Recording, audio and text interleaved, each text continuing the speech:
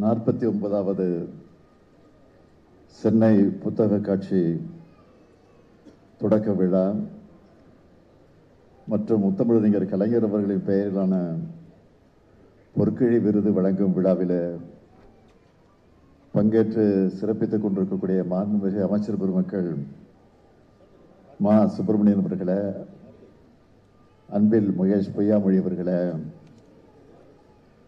நாடாளுமன்ற உறுப்பினர் தமிழச்சி தங்கபாண்டியன் அவர்களே, தமிழ்நாடு பாடநூல் கழகத்தினுடைய தலைவர் லியோனி அவர்களே, வரவேற்புரை ஆற்றியிருக்கக்கூடிய பப்பாசி அமைப்பினுடைய தலைவர் திரு சண்முகம் அவர்களே, துணைத் தலைவர்கள் திரு நக்கீரன் கோபால் அவர்களே, திரு புருஷோத்தமன் அவர்களே, செயலாளர் திரு வைரவன் அவர்களே, பொருளாளர் திரு வெங்கடாசலம் அவர்களே, இணைச் செயலாளர் திரு நந்தன் மாசிலாமணி அவர்களே, துணை இணைச் செயலாளர்கள் திரு ஆடம் சாக்ரடிஸ் அவர்களே, திரு ராமு அவர்களே, பப்பாசி அமைப்பினுடைய நிர்வாக குழு உறுப்பினர்களே, விருது பெற்றிருக்கக்கூடிய பெருமதிப்பிற்குரிய விருதாளர்களே, பதிப்பாளர்களே, எழுத்தாளர் பெருமக்களே, இலக்கிய ஆர்வலர்களே, உள்ளாட்சி அமைப்புகளை சார்ந்த பிரதிநிதிகளே, நிகழ்ச்சியில கலந்து கொண்டிருக்கக்கூடிய பெரியோர்களே, தாய்மார்களே, நண்பர்களே, பத்திரிகை மற்றும் ஊடகத்துறை சார்ந்திருக்கக்கூடிய தோழர்களே, உங்கள் அனைவருக்கும் என்னுடைய அன்பான வணக்கம். சென்னையில தொடர்ந்து 49வது ஆண்டாக நடைபெற்றுக் கொண்டிருக்கக்கூடிய இந்த புத்தக கண்காட்சி, இந்த அறிவு சங்கமத்தை, அறிவு திருவிழாவை தொடங்கி வைக்கிறதுல நான் மிகுந்த மகிழ்ச்சி அடைகிறேன். சிந்தனை ஊற்றெடுக்க அடித்தளமாக இருக்கக்கூடிய புத்தகங்களை மக்கள் கிட்ட கொண்டு போய் சேர்க்கணும் என்கிற அந்த எண்ணத்தோடு இந்த புத்தக கண்காட்சியை தொடர்ந்து நடத்திக்கிட்டு கொண்டிருக்கக்கூடிய தென்னிந்திய புத்தக விற்பனையாளர்கள் மற்றும் பதிப்பாளர்கள் சங்கத்துக்கு மனமார்ந்த என்னுடைய பாராட்டுக்களையும் வாழ்த்துக்களையும் நான் தெரிவித்துக் கொள்ள விரும்புகிறேன். 1977 தொடங்கின இந்த அறிவு பணி இப்பொழுது 49வது ஆண்டில் இருந்து கொண்டிருக்கிறது. அன்றைக்கு 13 அரங்கங்களோடு தொடங்கப்பட்ட இந்த புத்தக கண்காட்சி இன்றைக்கு 900 அரங்குகளோடு இருக்கிறத இதோட வெற்றிக்கான சாட்சியாக அமைந்திருக்கிறது. இந்த வெற்றியை அடுத்த கட்டத்திற்கு கொண்டு செல்ல புதுசா வெற்றி பெற்றிருக்கக்கூடிய பாபாசி பொறுப்பாளர்கள் செயல்படுவாங்கன்னு உங்களைப் போல நானும் நம்புகிறேன். அந்த நம்பிக்கையை அளிக்கிற விதமாகத்தான் உங்களுடைய செயல்பாடுகளும் இருந்து கொண்டிருக்கிறது. குறிப்பா இன்னும் அதிக அளவிலான மக்கள் இந்த கண்காட்சிக்கு வரணும். அதனாலதான் நுழைவு கட்டணத்தை கூட ரத்து செஞ்சிருக்கிறத நான் வரவேற்கிறேன், வாழ்த்துகிறேன். இதுல தனிப்பட்ட முறையில் எனக்கு கூடுதல் மகிழ்ச்சி அளிக்கக்கூடியது என்னன்னு கேட்டீங்கன்னா, தலை சிறந்த படைப்பாளிகளுக்கு முத்தமிழறிஞர் கலைஞருடைய பெயரால் பொற்கிழி விருதுகளை வழங்கியது. அதுல குறிப்பா தலைவர் கலைஞர் அவர்களை இந்த புத்தக கண்காட்சிக்கு தன்னுடைய சொந்த நிதியிலிருந்து வழங்கின 1 கோடி ரூபாய் நிதியிலிருந்து பெறப்படக்கூடிய வட்டி தொகையிலிருந்து ஆண்டுதோறும் 6 எழுத்தாளர்களுக்கு தலா 1 லட்சம் ரூபாய் வழங்கி கொண்டிருக்கிறோம். அப்படி வழங்கப்பட்ட நிலையில் இதுவரைக்கும் 11 லட்சம் ரூபாயை விருதாக வழங்கியிருக்கிறோம். இந்த ஆண்டுக்கான விருதுகள் நவீன தமிழ் கவிதையுடைய மிக முக்கியமான முகமாக இருக்கக்கூடிய கவிஞர் சுகுமாரன் அவர்களுக்கு கவிதைக்கும்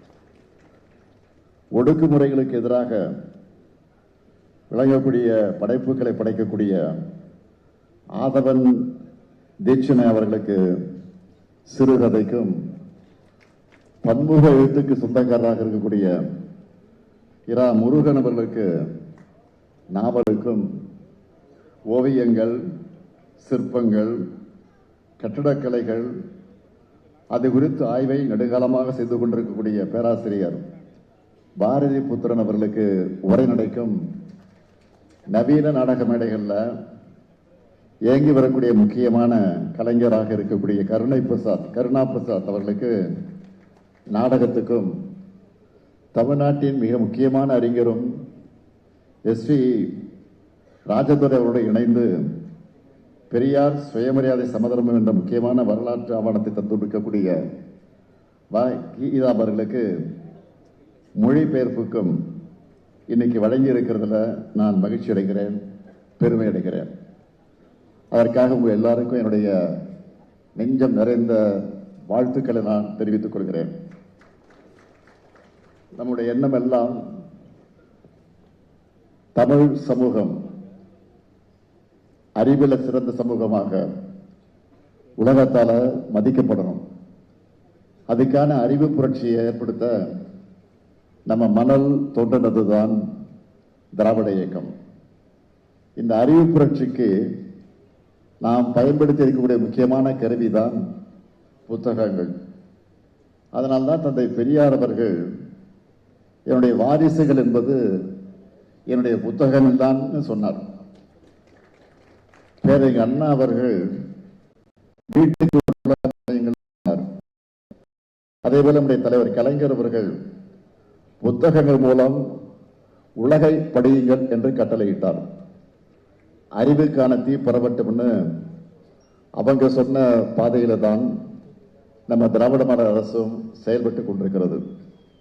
இன்னும் சொல்லணும்னா தனிப்பட்ட முறையில் 2017ஆம் ஆண்டு முதலே என்னை சந்திக்க வர்றவங்க, அப்படி சந்திக்க வருகிற போது எனக்கு பொன்னாடைகளும் பூங்கொத்துகளுக்கும் கொடுக்கக்கூடியவங்க அதற்கு பதிலாக புத்தகங்களை கொடுக்கணும்னு நான் சொன்னேன். அப்படி பெறப்பட்ட புத்தகங்களை அண்ணா அறிவாலயத்தில் இருக்கக்கூடிய பேராசிரியர் அன்பழகன் ஆய்வு நூலகம் மூலமா அந்த புத்தகங்கள் கேட்டு எனக்கு கடிதம் எழுதின மாணவர்கள், இளைஞர்கள், படிப்பு வட்டங்கள், நூலகங்கள் நான் தொடர்ந்து வழங்கிக் கொண்டிருக்கிறேன். இதுவரை எவ்வளவு புத்தகங்கள் அந்த அடிப்படையில் எனக்கு கொடுக்கப்பட்டிருக்கு தெரியுமா? சுமார் 4 லட்சம் புத்தகங்கள் வழங்கப்பட்டு அவைகளெல்லாம் நான் பல்வேறு இடங்களுக்கு அனுப்பி வைத்திருக்கிறேன். தமிழ்நாடு மட்டுமல்ல, இலங்கை உள்ளிட்ட தமிழர் வாழக்கூடிய நாடுகளுக்கு அனுப்பியிருக்கிறோம். புத்தகங்களை பரிமாறுகிறத ஒரு இயக்கமாகவே நடத்திக்கிட்டு இருக்கிறோம். அண்மையில கூட திமுக இளைஞரணியின் சார்பில் வள்ளுவர் கோட்டத்தில் அறிவு திருவிழா நடத்துறாங்க. நான் போய் அங்கே அரை நாள் அந்த வள்ளுவர் கோட்டத்துக்கு சென்று அங்கே அரை நாள் முழுவதும் சுற்றி பார்த்து அந்த புத்தக ஸ்டால்களை எல்லாம் நான் மகிழ்ச்சியோடு, பெருமையோடு, பூரிப்போடு பார்வையிட்டேன். நேரம் போனதே தெரியல, அந்த அளவுக்கு நான் பார்வையிட்டேன், பார்த்தேன். தொடர்ந்து ஏராளமானது அங்கே வந்து புத்தகங்களை வாங்கி சென்ற செய்தியை பார்த்தபோது நான் உண்மையிலே மகிழ்ச்சி அடைந்தேன்.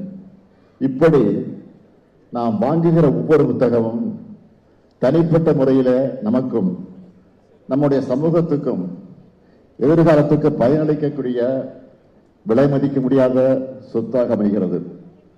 திராவிட முன்னேற்ற கழகத்தின் மூலமாக மட்டுமல்ல, திராவிட மாடல் அரசு மூலமாகவும் வாசிப்பு பழக்கத்தை ஊக்குவிக்க வேண்டும். புத்தகங்களை எல்லோருடைய கைகளுக்கும் கொண்டு சேர்க்கணும்னு ஏராளமான திட்டங்களையும் முன்னெடுப்புகளையும் நாம தொடர்ந்து செஞ்சுக்கிட்டு இருக்கிறோம். நாம செஞ்சுக்கிட்டு இருக்கக்கூடிய பணிகளை சிலவற்றை மட்டும் நான் தலைப்புச் செய்திகளாக ஹைலைட்டா சொல்லணும்னா, இந்தியாவில் மட்டும் இல்லை, இந்தியாவில் இருக்க தமிழ்நாட்டில் மட்டும்தான் தமிழ்நாடு அரசால் கன்னிமாரா நூலகத்தோட ஒரு பகுதியில் நிரந்தர புத்தக கண்காட்சிக்கு இடம் வழங்கப்பட்டிருக்கு. புத்தக கண்காட்சியை நடத்த ஆண்டுதோறும் 75 லட்சம் ரூபாயை வழங்கி கொண்டிருக்கிறோம். கொரோனா காலகட்டத்தில் இந்த புத்தக பதிப்பாளர்கள் வெளியீட்டாளர் அமைப்புக்கு 50 லட்சம் ரூபாய் நிதி வழங்கணும். அந்த நிதியிலிருந்து ஒவ்வொருவரும் பதிப்பாளர்கள் ஒவ்வொருவருக்கும் 10,000 ரூபாய் நிதி உதவியை பெற்று பயனடைந்திருக்கிறாங்க. சென்னையில் மட்டும் இல்ல, தமிழ்நாடு முழுக்க புத்தக கண்காட்சி நடக்க காரணம் நம்ம திராவிட மாடல் அரசு தான் என்று பெருமையோடு சொல்றாங்க. இன்னைக்கு பார்க்கிறோம், சென்ட்ரல் மெட்ரோ ரயில் நிலையத்தில் பள்ளி கல்வித்துறை சார்பில் சென்னை புத்தக பூங்கா அமைச்சிருக்கிறோம். கடந்த 3 ஆண்டுகளா பன்னாட்டு புத்தக கண்காட்சியை தொடர்ந்து நடத்திக்கிட்டு இருக்கிறோம். வெளிநாட்டு நூல்களை தமிழில் மொழிபெயர்க்கவும், தமிழ் நூல்களை உலக மொழிகளில் வெளியிடவும் முத்தமிழறிஞர் மொழிபெயர்ப்பு திட்டத்தை செயல்படுத்திக்கிட்டு இருக்கிறோம். இது எல்லாத்தையும் விட நான் நினைச்சு பெருமைப்படக்கூடிய திட்டமா 218 கோடி ரூபாயில மதுரையில அமைச்சிருக்கக்கூடிய கலைஞர் நூற்றாண்டு நூலகம் இருக்கு. ஏன்னா தலைவர் கலைஞர் அவர்கள் 2007 தலைவர் கலைஞர் அறிவிச்சு இங்க சென்னையில கோட்டுப்புறம் பகுதியில் அமைந்திருக்கக்கூடிய அண்ணா நூற்றாண்டு நூலகத்தை அவர் உருவாக்கினார். அந்த பயணத்தை இப்போ நம்ம திராவிட மாடல் அரசுல இன்னும் வேகமா தொடர்ந்துகிட்டு இருக்கிறோம்.